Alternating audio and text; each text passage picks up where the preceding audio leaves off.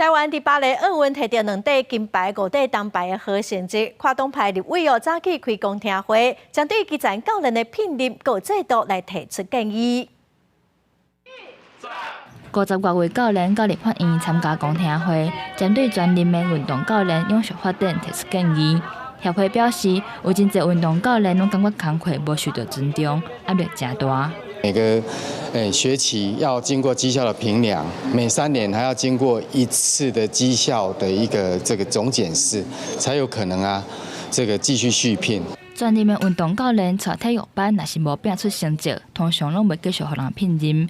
嘛有教练辛苦栽培选手，争做奥运的国手，亲像巴黎奥运无胜过金牌林柏廷的教练詹志强，伊就是英国国中的专任教练。已经做教练14年的伊讲，政府投入真侪资源予选手，亲像奥运的金牌2000万，会当分做逐个月来领。若教练是500万，煞无逐个月分开领的制度。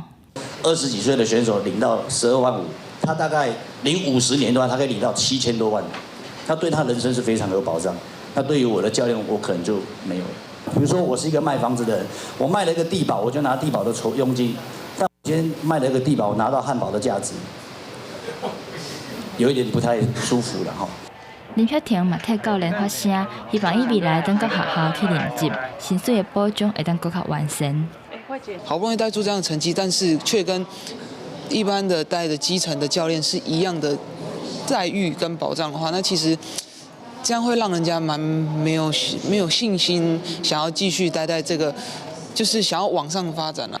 教育部处长表示，毋是干那专任教练的制度提有甲奖励，未来敢要修改体法，强制规定体育班设一个专任教练，各体育部成立了后，要为全民运动的方向来发展。若全民运动甲体育班的精英运动训练是要安怎做连结，这是需要思考讨论的方向。